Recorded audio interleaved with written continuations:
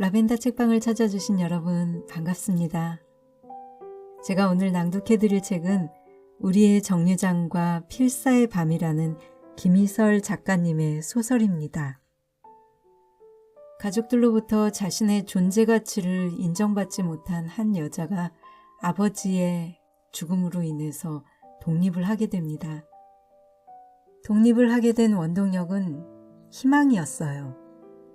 글을 계속 쓰고 싶고 또한 시인이 되고 싶고 전체적인 내용은 그렇게 가볍지는 않았지만 그래도 시인이 되는 첫발을 내딛는 희망적인 내용으로 마무리가 되어서요. 그 부분을 낭독해 보았습니다.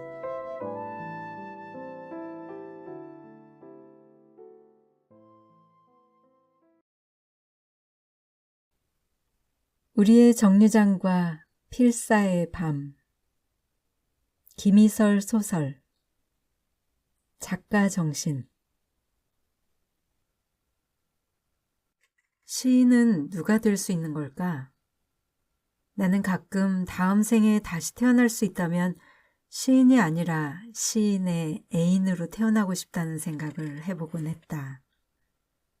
내가 시를 쓰는 것이 아니라 시인이 나를 보며 시를 쓰게 만드는 시를 쓰지 않고는 못 배기는 애인으로 태어나고 싶었다. 그것이 다음 생의 바람이라면 이번 생에서는 어떻게든 시인이 되어야 했다. 시를 쓰는 사람이라면 모두 다 시인이라고, 시심을 품은 자가 시인이니 시를 읽을 줄만 알아도 시인이라는 말을 들어본 적이 있다. 다음 생에 시인의 애인이 되고 싶다는 말만큼이나 허황된 표현 같았다. 나는 제도권으로 들어가고 싶었다. 나를 규정해 줄 수 있는 다른 이름이 있는 집단에 소속되고 싶었다. 그것이 나를 대변해 주는 이름표라고 생각했다.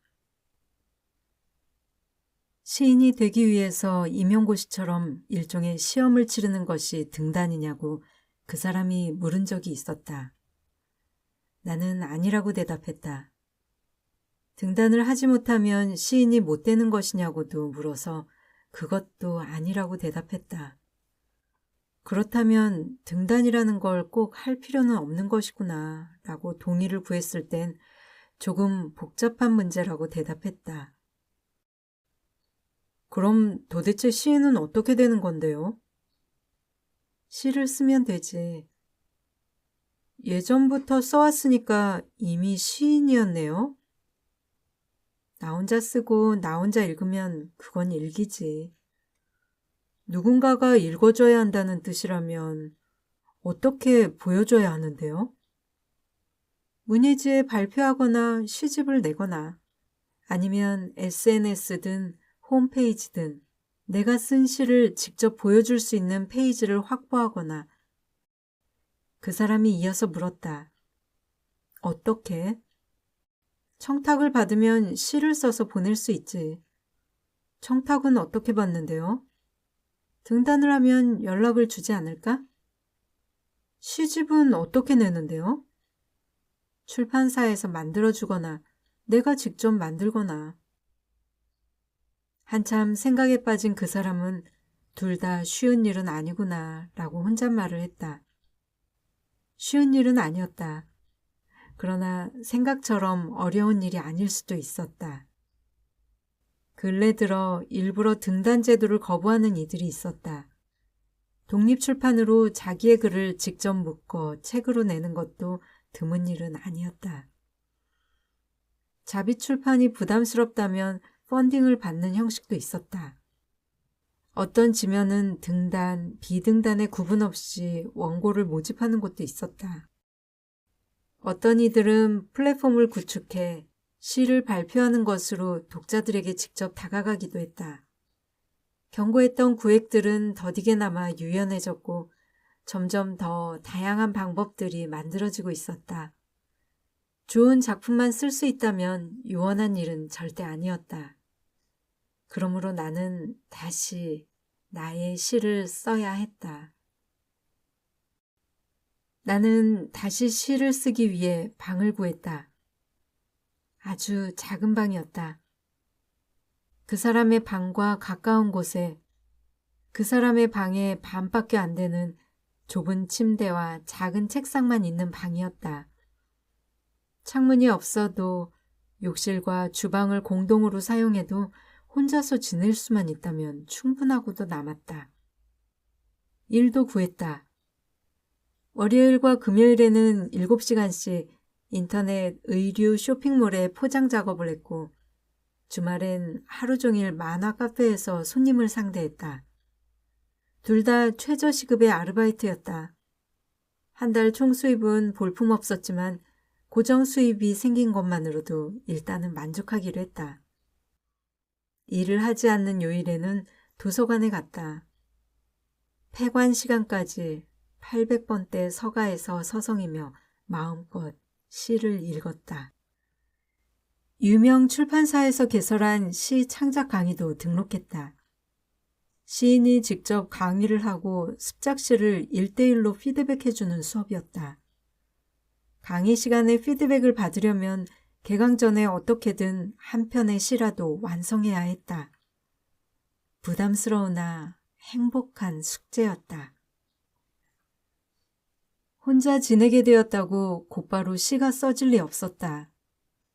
그러나 나는 혼자 있는 동안 온전히 나에게 몰입할 수 있었다.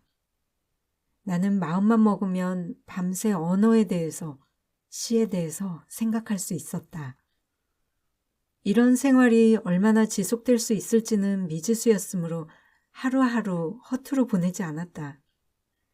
시집을 읽거나 몽상을 하거나 끊임없이 단어를 열거하거나 심지어 잠을 자는 것마저도 최선을 다했다.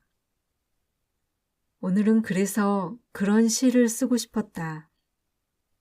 아버지의 죽음과 짙은 초록색으로 변한 이팝나무 이파리에 관해, 거짓말처럼 맑았던 그날 새벽 하늘을 지나갔던 검은 새 한 마리에 대해서, 아무도 울지 않았던 그 밤에 대해서, 엄마의 꽃무늬 블라우스에서 맡아지던 나른한 살냄새와 동생의 품에서 꼬무락거리는 20개의 손가락과 20개의 발가락에 대해서, 그 손과 발이 잡아당긴 생의 끈질긴 얼룩과 여름 소나기에 대해서, 그 소나기 끝에 피어오르는 흰 구름에 대해서, 그 해의 열대야에 대해서, 깊고 오래된 골목길에 대해서.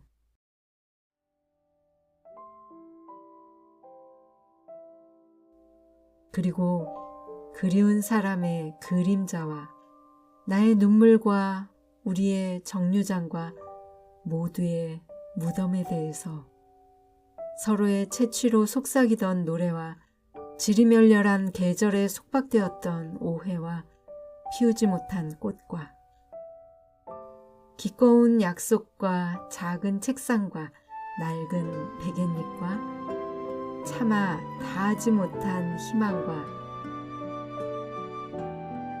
나는 지금 여기 있다는 것에 대해서